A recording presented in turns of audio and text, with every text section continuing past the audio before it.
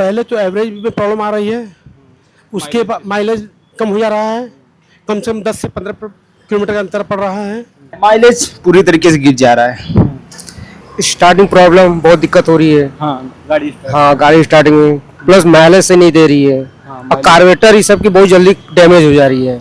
Carburettor में जहाँ से कार्बोरेटर में जाता है पूरा सफ़ेद सफ़ेद काई, मतलब कि एकदम ड्राई जैसे नहीं होता है, जैसे कुछ चूना जम जाए उससे पूरा चूना हो जा रहा है, उसके अंदर जम जा रहा है। 6 का मॉडल वाला का इंजन बैठाया जाए और पूरा सिस्टम BS6 का कंप्लीट किया जाए, असेंबल किया जाए, तब जाकर सही होगा।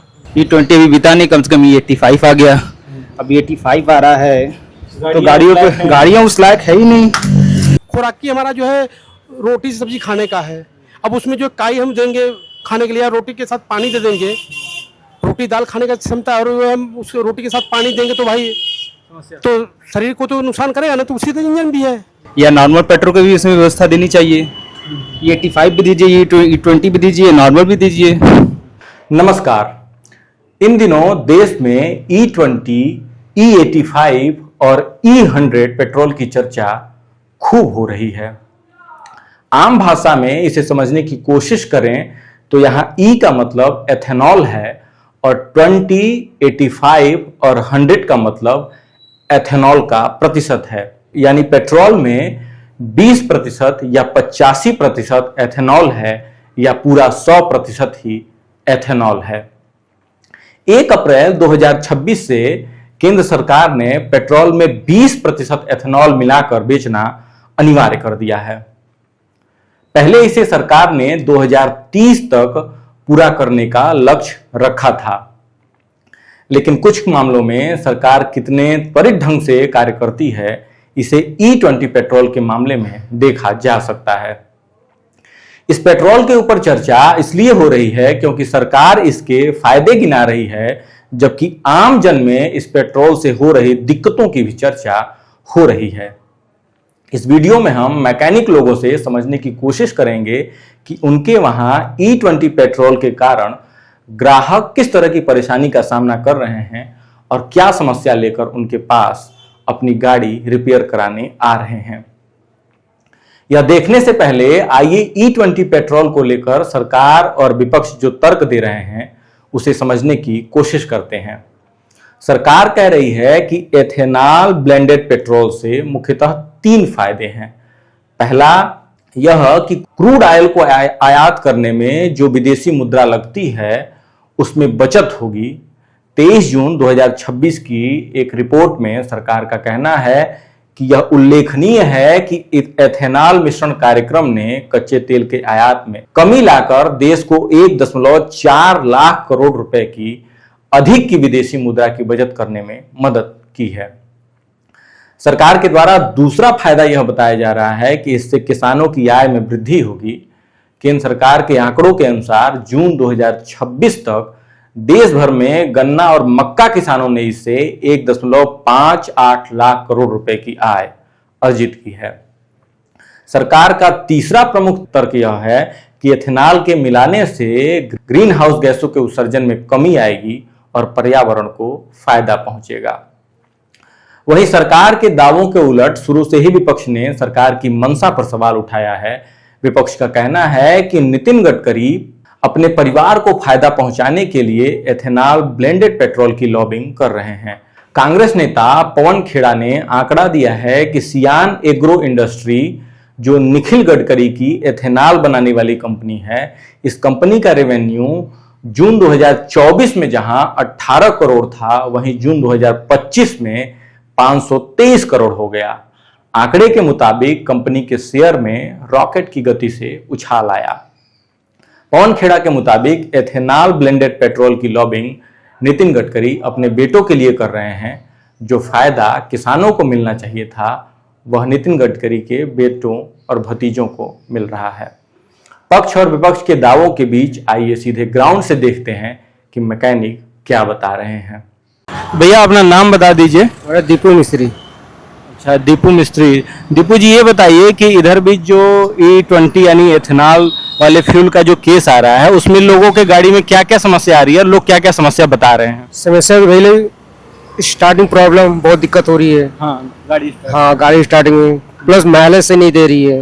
और कार्बोरेटर ये सब की बहुत जल्दी डैमेज हो जा रही है इथेनॉल की वजह से। इथेनॉल की वजह से। जी हाँ।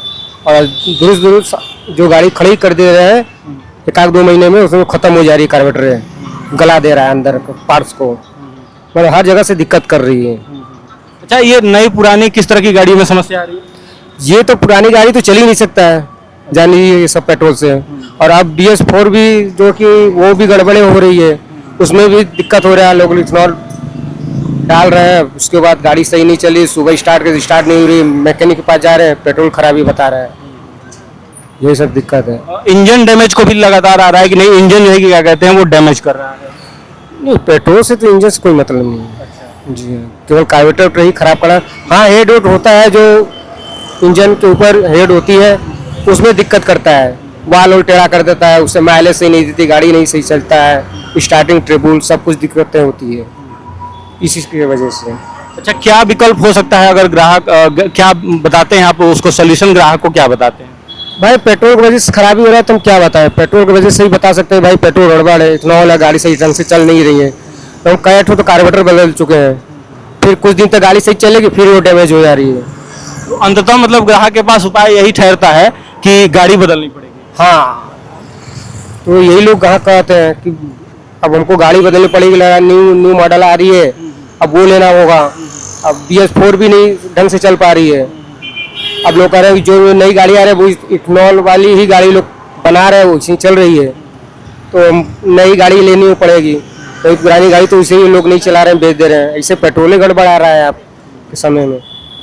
मिस्त्री भी ज़्यादा परेशान रह रहे हैं, कस्टमर तो भाई परेशान रही है। तो ये अतिरिक्त जो है कि क्या कहते हैं एक बोझ है, आप कितनों बनवाइए, क्या कहते हैं उसको दोबारा बनवाना पड़ेगा। तो या तो गाड़ी बदल दीजिए, तो गाड़ी खरीदेगा कौन? खरीदेगा कौन? सही बात है। सब लोग तो जी, सब तो ये सोचता है कि थोड़ा बहुत काम करके अपना काम करें, लेकिन अब क्या बताएं, पेट्रोल पहले से ऐसा दिक्कत नहीं था, जब से ये सब पेट्रोल है तभी से दिक्कत आ रही है।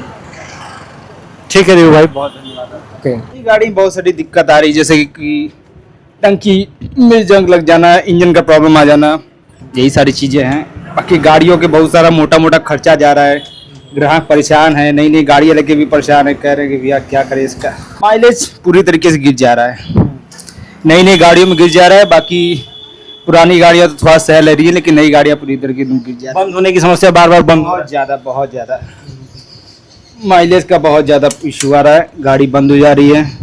कई लोग एकदम परेशान हो जा रहे हैं, नई नई गाड़ियाँ लेके परेशान हो जा रहे हैं, सोच रहे हैं क्या करें इसका।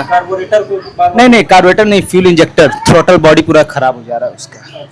हाँ, अब देखिए, अब सरकार देखिए, अभी E20 अभी बिता नहीं, कम से कम E85 आ गया, अब E85 आ रहा है, तो गाड़ियाँ उस लायक है ही नहीं।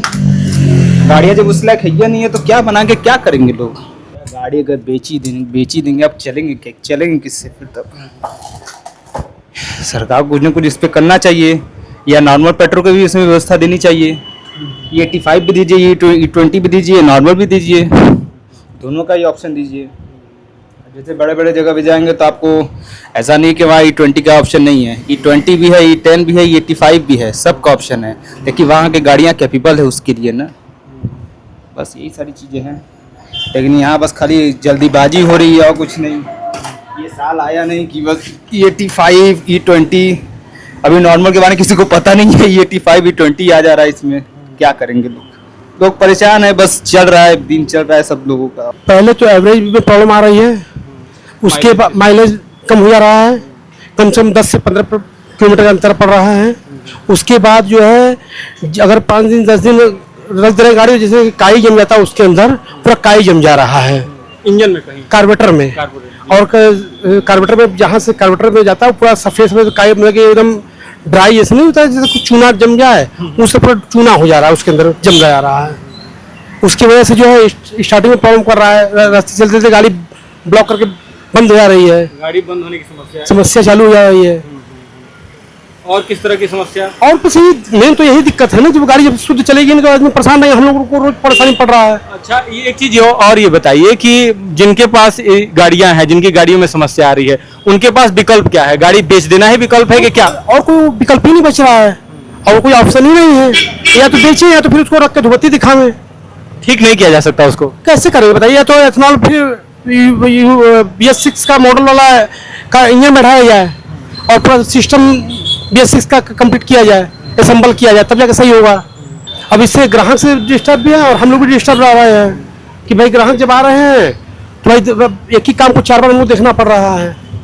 ये समस्या है कि बार बार उत्पन्न हो रही है। पर होना ही होना है भाई, कोई चीज़ अब खुराकी हमारा जो है रोटी सब्जी खाने का है, अब उसमें जो काई हम देंगे खाने के लिए, रोटी के साथ पानी दे देंगे, रोटी दाल खाने का क्षमता और हम उस रोटी के साथ पानी देंगे तो भाई तो शरीर को तो नुकसान करेगा ना, तो उसी का इंजन भी है। जिस तरह से इंजन बनाया गया वैसा उसको खुनाने में खुराक मिलेगा तभी चलेगा ना वो। मैकेनिक लोगों की दी हुई जानकारी से सवाल यह उठता है कि क्या आम जन को E10, E20 या फिर बिना एथेनॉल या फिर बहुत कम एथेनॉल से जो पहले पेट्रोल मिलता था उस तरह का ऑप्शन पेट्रोल पंप पर नहीं दिया जाना चाहिए था? और अगर गाड़ियों को E20 पेट्रोल से नुकसान हो रहा है तो उसकी भरपाई कैसे होगी? और एथेनॉल से जो अतिरिक्त कमाई हो रही है उससे जनता को क्यों राहत नहीं दी जा रही है? ऐसे ही कुछ और सवालों के साथ मिलते हैं जनमन बहुजन के ग्राउंड रिपोर्ट की अगली कड़ी में। अगर आपने हमारे चैनल जनमन बहुजन को सब्सक्राइब नहीं किया है तो जरूर कर लीजिए। जनमन बहुजन को सब्सक्राइब, फॉलो और शेयर करके उसके हौसले को बढ़ाइए। अगले वीडियो में मिलते हैं, तब तक के लिए धन्यवाद।